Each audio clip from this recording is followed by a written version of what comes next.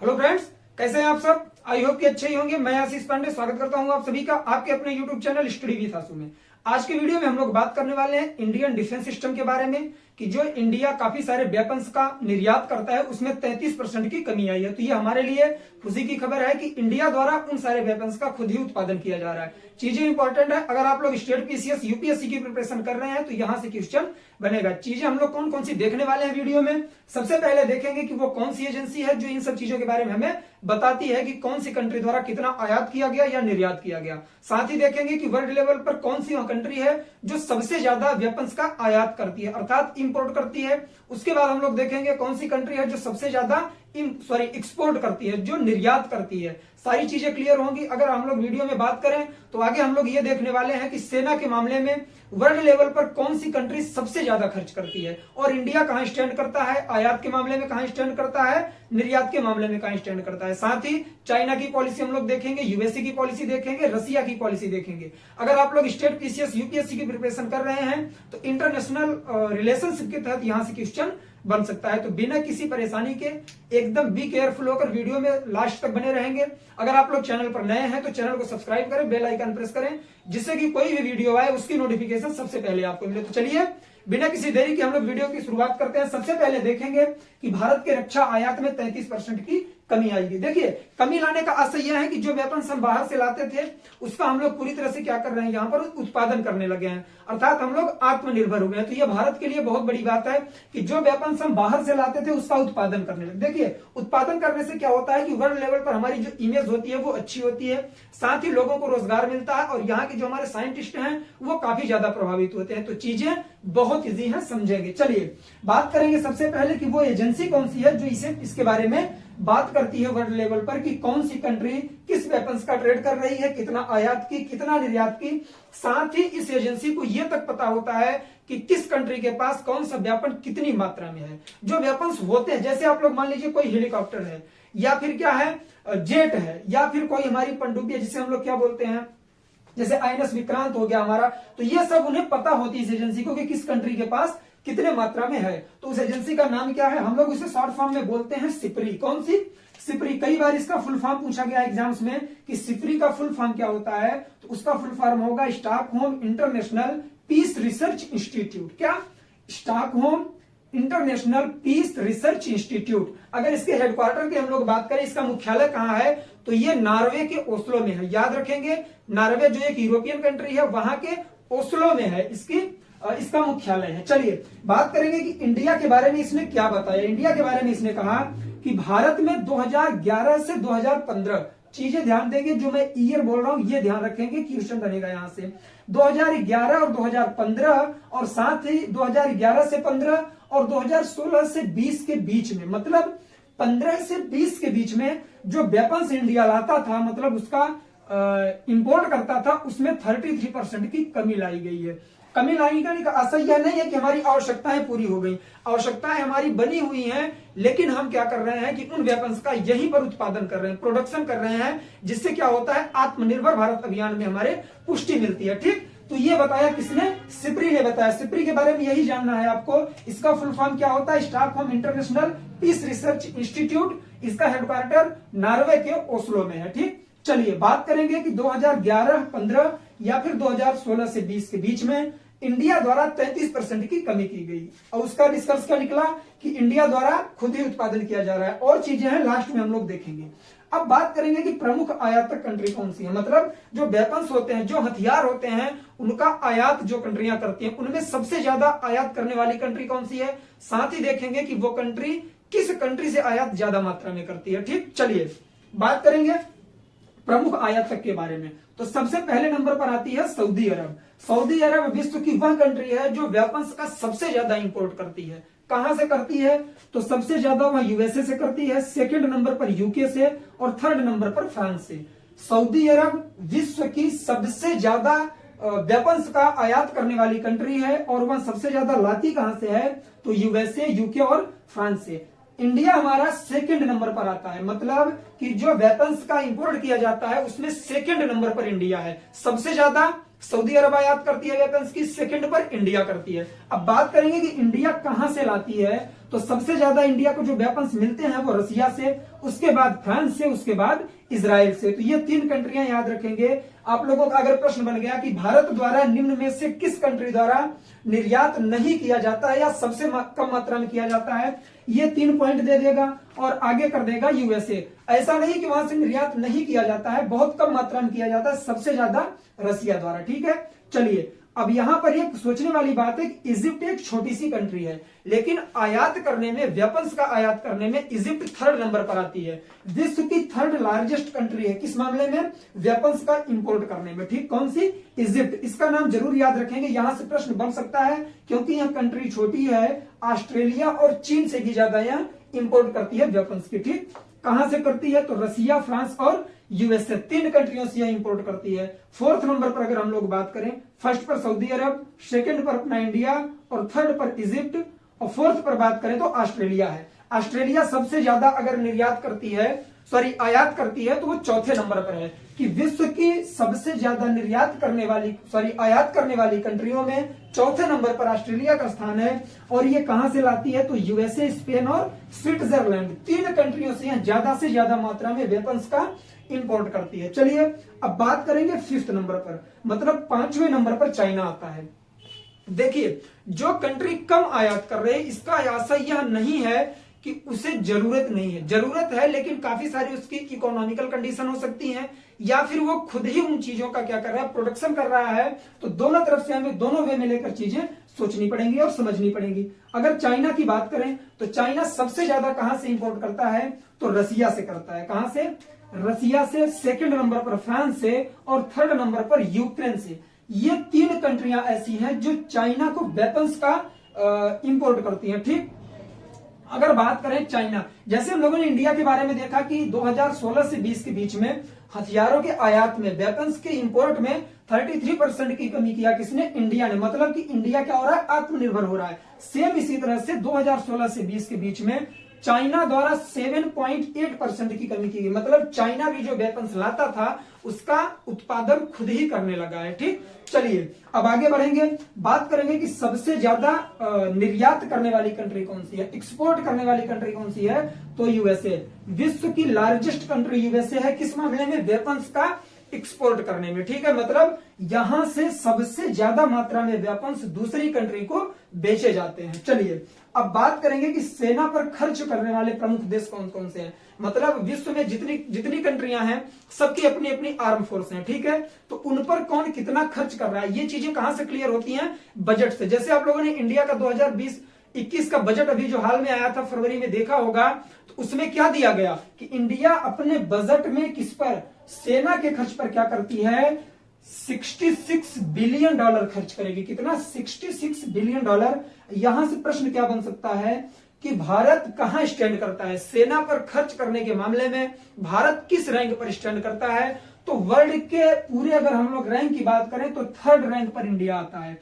बात करेंगे 1st rank इसकी है, तो सेना पर खर्च करने वाले प्रमुख देशों में सबसे ज्यादा जो खर्च करता है वो यूएसए करता है। कितना, यूएसए के बजट में दिया गया है 730, ये कितना है, 3 है, तो ये $730 बिलियन, कितना, $730 बिलियन यूएसए खर्च करता है अपनी सेना पर। 2nd पर आता है चाइना। चाइना कितना करता है, तो वो $209 बिलियन, क्या, $209 बिलियन खर्च करता है सेना के मामले में। अगर इन दोनों के परिप्रेक्ष्य में हम लोग देखें तो इंडिया का जो एक्सपेंसेस है सेना के मामले में वो बहुत कम है, लेकिन इन दोनों के बाद सबसे ज्यादा खर्च करने वाला इंडिया है। रीजन यह है कि इसके बाद कोई ऐसी कंट्री नहीं है जो $66 बिलियन से ज्यादा खर्च कर रही है, मतलब इससे कम खर्च करती है। अगर पाकिस्तान की हम लोग बात करें तो पाकिस्तान विश्व की 5, जैसे कि यहां हम लोग देख रहे हैं विश्व की 3 सबसे ज्यादा सेना पर खर्च करने वाली कंट्रियां, तो वो 5वें नंबर पर पाकिस्तान आता है। ठीक है, चलिए प्रमुख किस पर, सेना पर खर्च करने वाले देशों में सबसे पहले पर यूएसए, 2nd पर चाइना, 3rd पर इंडिया आया। ठीक, अब आयात में इंडिया का स्टैंड कहां है, 2nd नंबर पर है। सबसे ज्यादा आयात करता है सऊदी अरब, 2nd पर करता है इंडिया। और सेना पर खर्च करने में क्या रैंक है इंडिया की? थर्ड है। ये पॉइंट आप लोग याद रखेंगे, इंडिया की रैंक आपको याद रखनी पड़ेगी। और ये सारे डाटा जो हमें प्रोवाइड करता है वो संस्था कौन सी है या फिर वो ऑर्गेनाइजेशन कौन सी है? तो वो सिप्री है, जिसे हम लोग बोलते हैं Stockholm International Peace Research Institute. इसका हेडक्वार्टर याद रखेंगे नॉर्वे के ओस्लो में इसका हेडक्वार्टर है। चलिए अब हम लोग बात करेंगे मेन पॉइंट पर, जो मुद्दा आज के वीडियो का है कि भारत के रक्षा आयात में 33% की कमी की गई, क्यों? इसका रीजन क्या है, क्यों कमी की गई? मैंने पहले क्लियर कर दिया कि इसका यह मतलब नहीं होगा कि हमारी आवश्यकताएं या जरूरतें पूरी हो गई हैं। आवश्यकताएं हमारी उतनी ही हैं, फिलहाल बढ़ ही रही हैं, फिर भी इंडिया एक्सपोर्ट के मामले में अपने परसेंटेज को 33% कम कर दिया है। इसका सबसे बड़ा मुद्दा है कि हम क्या हुए हैं? हम आत्मनिर्भर हो गए। क्या? हम आत्मनिर्भर हो गए। किस मामले में? वेपन्स के मामले में। पूरी तरह से नहीं है, लेकिन 33% हम लोगों ने क्या किया? इसका खुद ही प्रोडक्शन करना स्टार्ट कर दिया। तो इसका जो पहला रीजन है, पहला रीजन क्या है? इंडिया ने क्या किया था? 2020 में एक एक्ट बनाया, इसके लिए एक पॉलिसी जारी की। कौन सी? Defence acquisition. क्या? Defence acquisition procedure. क्या? डिफेंस एक्विजिशन प्रोसीड्यूर करके 2020 में हमने एक पॉलिसी जारी की, और इस पॉलिसी का आशय ही यह है कि हम क्या होंगे? आत्मनिर्भर बनेंगे। हम आत्मनिर्भर बनेंगे, वेपन्स के मामले में भी हम यहीं पर उत्पादन करेंगे। तो अगर आप लोगों से कारण पूछा, मेंस में अगर क्वेश्चन यहां से आया, अगर प्रश्न पूछ लिया कि भारत के रक्षा आयात में 33% की कमी की गई सन 2020-21 में, इससे आप लोग क्या करें? इस पर विवेचना दें, टिप्पणी करें 250 शब्दों में, 200 शब्दों में। तो आपको मेंस में लिखना क्या है मैं वो बता रहा हूं। सबसे पहले आप लोगों को यह डाटा देना पड़ेगा कि कौन सी कंपनी या फिर कौन सी एजेंसी इसे जारी करती है। सिप्री के बारे में लिखेंगे, उसका हेडक्वार्टर लिखेंगे, साथ ही ये लिखेंगे कि आयात करने में इंडिया की रैंक क्या है, सबसे पहली रैंक किस कंट्री की है। उसके बाद आप लोग क्या करेंगे कि निर्यात करने में सबसे ज्यादा कौन सी कंट्री है, तो वो यूएसए है। अब फिर बात करेंगे कि सेना पर एक्सपेंसेस करने वाली, अपनी आर्मी पर ज्यादा से ज्यादा खर्च करने वाली कंट्रियों में फर्स्ट रैंक यूएसए की, सेकंड चाइना की, और थर्ड पर हमारा इंडिया आता है। उसके बाद आप कारण लिखेंगे कि रक्षा आयात में 33% की कमी तो की गई, बट क्यों? उसके लिए सबसे इंपॉर्टेंट पॉइंट अगर आप लोग ये लिख देते हैं तो आपको सारे नंबर मिल सकते हैं। कौन सा? डिफेंस एक्विजिशन प्रोसीड्यूर 2020 पॉलिसी है ये, किसके लिए? भारत को आत्मनिर्भर बनाने के लिए। सेकेंड पॉइंट क्या निकल के आया कि अगस्त 2020 में इंडिया ने खुद पर, कभी कभी ऐसा होता है कि काफी सारी कंट्रियां जैसे किसी एक संगठन की मेंबर हैं, जैसे हम लोग बात कर लें नाटो की। नाटो की जो मेंबर कंट्रियां हैं, नाटो का फुल फॉर्म होता है नॉर्थ अटलांटिक ट्रीटी ऑर्गेनाइजेशन। मतलब जो हमारा नॉर्थ अटलांटिक सागर है या ओशियन है, उसकी नेबर कंट्रियां जितनी हैं वो आपस में क्या की हैं? एक संगठन बनाई है कि हम कोई भी कार्य करेंगे तो अपने आप को एक देश के रूप में क्या करेंगे? प्लेटफॉर्म प्रदान करेंगे। मतलब जो हम बोलेंगे वही हमारी मेंबर कंट्रियां भी बोलेंगी। तो उसमें क्या होता है कि अगर कोई भी एक कंट्री किसी भी कंट्री के अगेंस्ट जाती है तो उस पर आर्म्स एम्बर्गो लगा दिया जाता है। आर्म्स एम्बर्गो पिछले 3 से 4 वीडियो में कंटिन्यू आप लोगों को मिल रहा है। जो लोग पुराने स्टूडेंट हैं वो तो समझ गए होंगे, जो नए हो मैं उन्हें बता दूं कि जिस कंट्री पर आर्म्स एम्बर्गो लगाया जाता है उस कंट्री को कोई अदर कंट्री कोई भी वेपन्स बेच नहीं सकती है, या फिर वो कंट्री किसी अदर कंट्री से वेपन्स परचेज नहीं कर सकती है। तो इसमें देखिए क्या स्टैंड आया कि अगस्त 2020 में इंडिया ने खुद पर लगा लिया। सोचने वाली बात है, अगस्त 2020 में इंडिया ने खुद पर आर्म्स एम्बर्गो लगाया। कितने वेपन्स के लिए? 101। मतलब कि ये जो 101 वेपन्स हैं, मैं इसे किसी से नहीं खरीदूंगा, परचेज नहीं करूंगा, मैं इसका खुद प्रोडक्शन करूंगा, उत्पादन करूंगा अपनी कंट्री में। और फिलहाल पूरी तरह से इसका उत्पादन भी हो रहा है और इंडिया आत्मनिर्भर होता जा रहा है इस मामले में। ठीक, अब बात करेंगे थर्ड और मोस्ट इंपॉर्टेंट पॉइंट के बारे में कि जो एफडीआई होती है, जो विदेशी निवेश होता है, उसमें पहले कितना था? 49% था। इंडिया ने इसे कितना कर दिया? 74% कर दिया। ठीक, चीजें याद रखेंगे आप लोग। अब आप लोगों की माइंड में एक चीज आ रही होगी कि सर आप इतनी देर से बोल रहे हो, बार बार आयातक बता रहे हो, कहीं भी आप नाम लेते हो तो इंडिया प्रमुख आयातक देशों में आता है, दूसरा स्थान भी रखता है सऊदी अरब के बाद। क्या इंडिया निर्यात भी करता है वेपन्स को? तो जी हां, इंडिया निर्यात करता है वेपन्स को, लेकिन टॉप 24 कंट्रियों में आता है, टॉप 10 में भी नहीं है, टॉप 24 कंट्रियों में है। कैसे समझेंगे? विश्व का 24वां सबसे बड़ा निर्यातक, यह भी अपने लिए बहुत बड़ी बात है कि विश्व का 24वां सबसे बड़ा निर्यातक है इंडिया।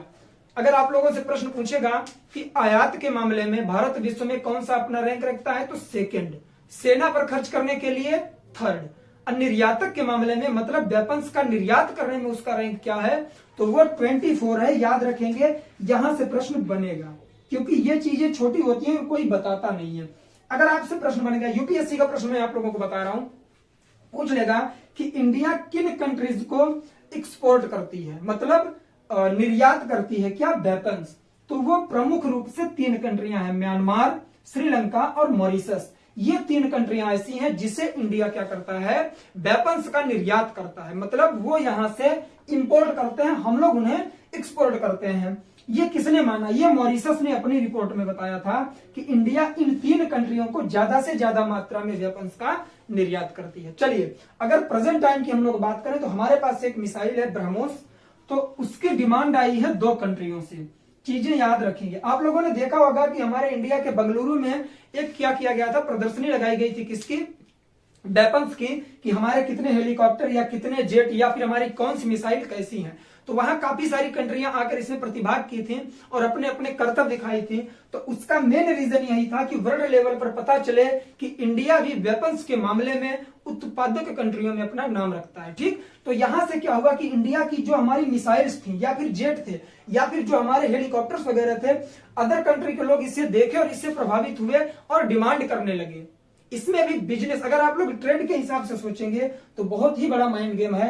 इंडिया का प्रदर्शनी लगाने का आशय ही यह था कि दुनिया को पता चले कि हम भी वेपन्स के मामले में एक मार्केट प्रदान करते हैं वर्ल्ड लेवल पर। ठीक, तो क्या हुआ कि म्यांमार, श्रीलंका और मॉरिशस तो पहले से ही यहां से क्या करते थे, निर्यात करते थे चीजें, इंडिया वहां भेजता था।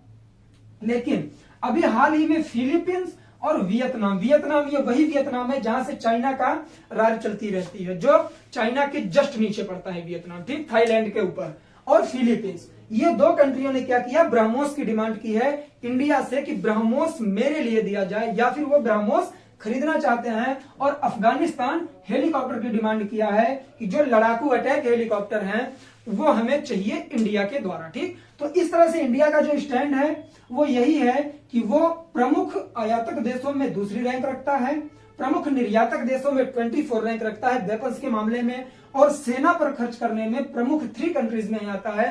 टॉप 3 कंट्रियों में तीसरा नंबर भारत का है। पहला देश कौन सा, यूएसए है, सेकंड पर चाइना है। आपको इंडिया का बजट याद रखना पड़ेगा कि डिफेंस सिस्टम में, डिफेंस सेक्टर में $66 बिलियन का यहां पर खर्च अनुमानित किया गया है भारत के 2020-21 के बजट में, ठीक, 21-22 के बजट में। चलिए, तो ये था आज का वीडियो।